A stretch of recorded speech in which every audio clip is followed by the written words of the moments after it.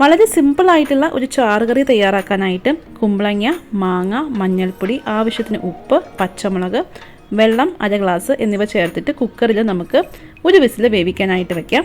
വെന്തതിന് ശേഷം നമുക്ക് കുക്കർ ഓപ്പൺ ചെയ്ത് നോക്കാം. ഇനി നമുക്ക് അരപ്പ് തയ്യാറാക്കാനായിട്ട് തേങ്ങ, ഒരു മീഡിയം സൈസ് തേങ്ങയുടെ പകുതിയുണ്ട്, 1/4 ടീസ്പൂൺ ജീരകം, തൈര് കൂടി ചേർത്തിട്ട് നന്നായിട്ട് നല്ല ഫൈൻ പേസ്റ്റായിട്ട് അരച്ചെടുക്കണം. ഇനി അരപ്പ് നമ്മൾ വേവിച്ച് വെച്ചിരിക്കുന്ന കുമ്പളങ്ങ, മാങ്ങ കൂട്ടിലേക്ക് ചേർത്ത് കൊടുക്കാം. ആവശ്യത്തിന് തൈര് നമുക്ക് മിക്സിയിലിട്ടൊന്ന് ബീറ്റ് ചെയ്ത് കറിയിലേക്ക് ചേർത്ത് കൊടുക്കാവുന്നതാണ്. കറി ചെറുതായിട്ടൊന്ന് തിളച്ച് വരുമ്പോൾ നമുക്ക് ഫ്ലെയിം ഓഫ് ചെയ്ത് കൊടുക്കാം. അധികം പുളിയില്ലാത്ത മാങ്ങയാണ്, തൈരിനും അധികം പുളിയില്ല കേട്ടോ. ഇനി നമുക്ക് വറവൽ തയ്യാറാക്കാനായിട്ട് ഒരു പാത്രത്തിലേക്ക് വെളിച്ചെണ്ണ ചേർത്ത് കൊടുക്കാം. കടുക്, ഉലുവ, വറ്റൽമുളക്, കറിവേപ്പില എന്നിവ ചേർത്ത് പൊട്ടിച്ചതിന് ശേഷം നമുക്കിത് കറിയിലേക്ക് ചേർത്ത് കൊടുക്കാം.